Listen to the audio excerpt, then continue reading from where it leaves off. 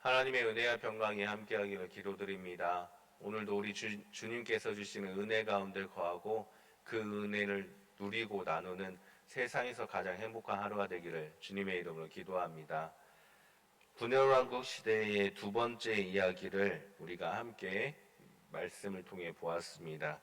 북이스라엘의 여로보암과 남유다의 르호보암 이후에 이제 왕이 된 사람들 이야기 중에서 남유다 왕국의 역사에 대해서 오늘 성경은 말씀하고 있습니다. 오늘 본문은 그 중에서 유다의 두 왕 아비암과 그 다음의 왕 아사에 대해서 비교하며 서술하고 있습니다. 역사는 결과적으로 아비암에 대해서 악한 왕, 아사에 대해서 선한 왕으로 평가를 하고 있습니다. 왜 그럴까요? 그 이유는 매우 간단합니다. 하나님 앞에 죄악을 행한 왕과 선을 행한, 즉 하나님의 말씀대로 살았던 왕이었기 때문에 역사는 아비암을 악한 왕, 아사를 선한 왕으로 그렇게 평가를 하고 있습니다. 먼저 아비암에 대해서 우리가 살펴보면은 우리 3절 말씀을 다시 한번 읽어보겠습니다. 3절 함께 읽겠습니다.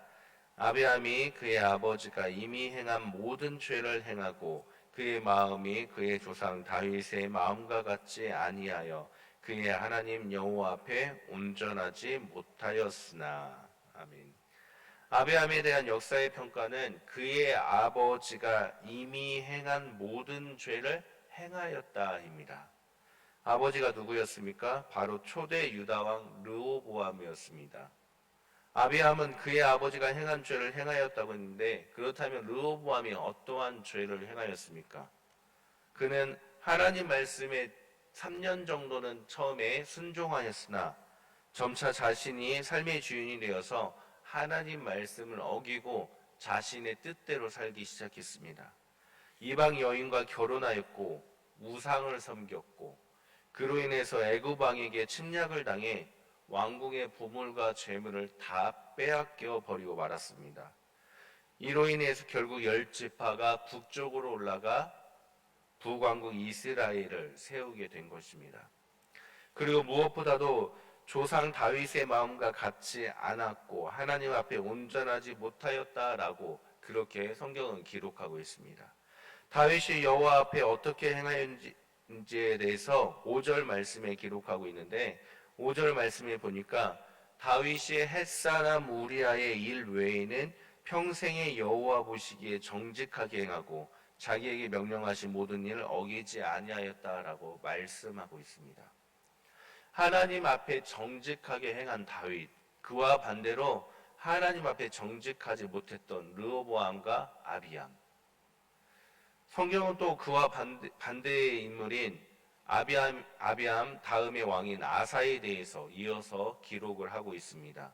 아사는 11절에 보니까 그의 조상 다윗같이 여호와 보시기에 정직하게 행하였다라고 반대의 말을 기록하고 있습니다. 반대로 평가를 하고 있습니다. 그리고 정직하게 어떻게 행하였는지에 대해 그 이후에 서술을 하고 있습니다. 남색하는 자를 쫓아냈고 조상들이 지은 모든 우상을 없애고 아세라 상을 만든 태후의 위를 폐하고 우상을 찍어 불살랐다라고 정직하게 행한 것이 무엇인지에 대해 서술을 하고 있습니다. 우리 14절 말씀도 다시 한번 읽어보겠습니다. 14절 함께 읽겠습니다. 다만 상당은 없애지 아니하니라. 그러나 아사의 마음이 일평생 여호와 앞에 온전하였으며. 아멘. 아사는 하나님 앞에 정직하였고 그 마음이 일평생 여호와 앞에 온전하였다라고 그렇게 평가를 하고 있습니다. 그래서 하나님께 선한 왕으로 평가를 받아 역사의 성경에 기록되어 있는 것입니다. 오늘 성경 말씀은 남왕국 유다 왕의 두 사람에 대해서 말씀하고 있습니다. 악을 행한 아비암과 선을 행한 아사. 이 둘을 평가하는 그 기준은 하나님 앞에 온전하였다 하고 정직함에 대한 그 기준으로 평가를 하고 있다는 것을 공통적으로 알 수가 있습니다. 먼저 첫째로 온전하다라는 이 단어, 공통된 단어를 살펴보면 하나님 앞에 온전하다라는 것은 완전하다, 결함이 없다라는 뜻을 가지고 있습니다. 다윗과 아사 왕은 하나님 앞에 완전했다라고 평가를 했습니다. 무엇이 완전했다라는 것입니까? 바로 마음입니다. 우리가 앞서 읽었던 14절 말씀에 보면은 아사의 마음이 일평생 여호와 앞에 온전하였다라고 기록되어 있습니다. 마음이 하나님 앞에 얼만큼 완전했나 결함이 없었나를 기준으로 하나님은 악한 왕과 선한 왕으로 평가를 한다라는 뜻입니다. 온전함이란 이 단어는 살렘이라는 단어를 사용하고 있습니다. 이것은 온전, 완전, 결함이 없다라는 뜻을 지니고 있습니다. 그런데 이 살렘이란 단어에서 이어지는 단어들이 우리가 너무나도 잘 알고 있는 단어들입니다. 예루살렘 할 때 예루살렘이 예루라는 단어와 살렘이라는 단어가 합해진 단어입니다. 또 유대인들이 인사할 때 샬롬이라고 하는데 이 샬롬이라는 단어 역시 살렘과 같은 뜻을 어근을 가지고 있는 단어입니다. 하나님 앞에 온전함이란 하나님 앞에 결함이 없는 것, 완전한 것을 뜻하기도 하지만 다시 말하면 하나님에 의해 완전해지는 것을 뜻하기도 합니다. 하나님에 의해 완전해지는 것, 하나님에 의해서 하나님이 주시는 평화, 그것이 샬롬이지 않습니까? 결국 아사의 마음이 하나님 앞에 온전하다라는 것은 하나님께서 그의 마음을 완전하게 이끄셨는데 하나님이 이끄시는 그대로 따라갔다라는 것을 의미하기도 합니다. 하나님이 이끄시는 대로 그대로 따라갔기 때문에 하나님께서 완전하게 그의 마음을 이끌어 주시고 그 마음을 받아 주셨다라는 의미로 해석할 수도 있는 것입니다. 우리의 마음 역시 하나님 앞에 온전해져야 됩니다. 이 말을 다르게 표현하면 우리의 마음을 하나님께서 이끄시고 하나님께서 이끄시는 그 이끄심에 따라서 살아가야 한다는 겁니다. 주님이 우리의 마음을 결함이 없고 흠이 없이 온전하게 이끄실 때, 그 이끄심대로 따라갈 때 그것이 바로 하나님 앞에서 온전한 마음을 지닌 자라는 것을 기억하시기를 바랍니다. 두 번째로 두 왕을 비교하는 단어인 정직함에 대해서 살펴보면 다윗과 아사 왕은 하나님 앞에 정직하였고 아비암과 르호보암은 하나님 앞에 정직하지 못하였다라고 그렇게 말씀하고 있습니다. 정직이라는 단어의 국어사전적 정의를 보면 마음의 거짓이나 꾸밈이 없이 바르고 고든, 그것이 바로 정직이라고 사전적 정의를 하고 있습니다. 히브리어로 정직이라는 것은 마음의 거짓이나 꾸밈이 없이 바르고 곧는 것, 그것뿐만이 아니라 똑바로 길을 걸어가는 것을 정직이라고 합니다. 그리고 그 길을 똑바로 걸어가는 그 기준은 바로 하나님이십니다. 하나님의 눈에 올바르게 걸어가는 모습, 하나님의 눈에 올바르게 살아가는 모습, 그것이 바로 성경에서 말씀하고 있는 정직이라는 단어의 뜻입니다. 이 정직함에 대해서 다윗을 평가할 때 5절에 우리 앞서 읽었던 5절 말씀을 다시 한번 읽어보겠습니다. 5절 함께 읽겠습니다.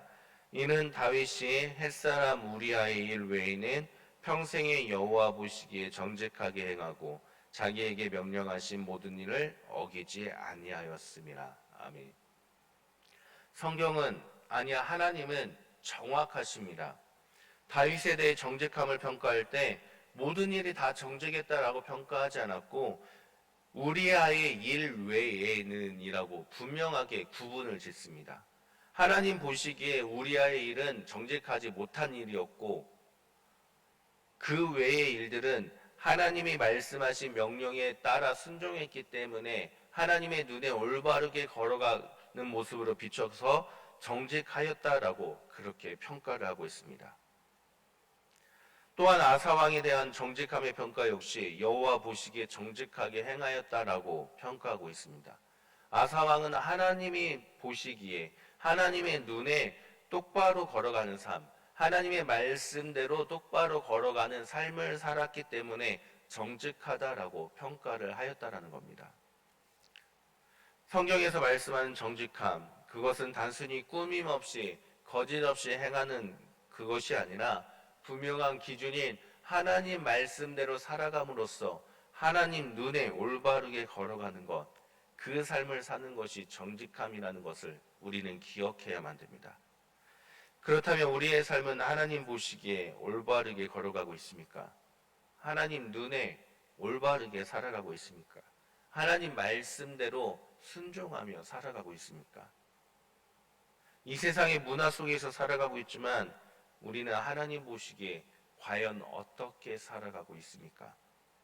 세상의 기준과 판단이 아닌 우리에게는 하나님의 눈, 하나님의 말씀, 그 기준이 있음을 기억해야만 합니다.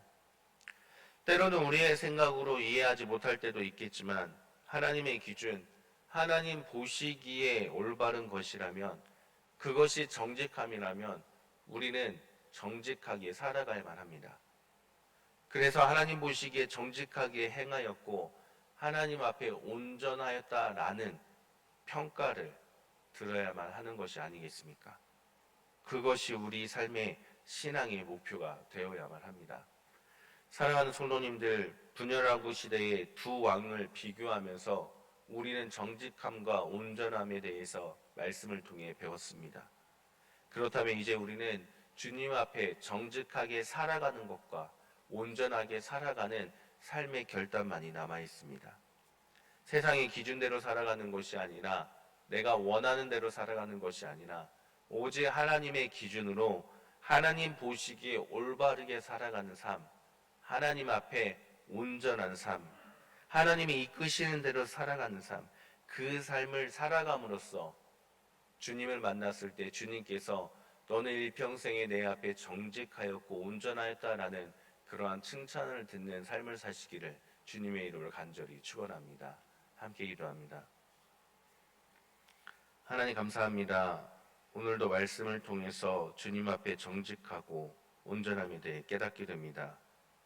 우리가 살아가는 이 삶이 나를 위해서가 아니라, 이 세상의 흐름대로가 아니라 하나님 앞에 평가받는 삶임을 깨닫고 오직 주님의 눈으로 보시기에 정직하고 온전한 사람이라 칭함을 받는 삶이 될 수 있도록 주님 이끌어 주옵소서.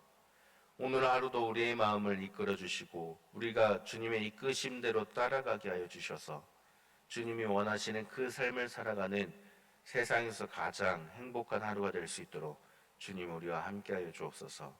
예수님의 이름으로 기도드립니다. 아멘.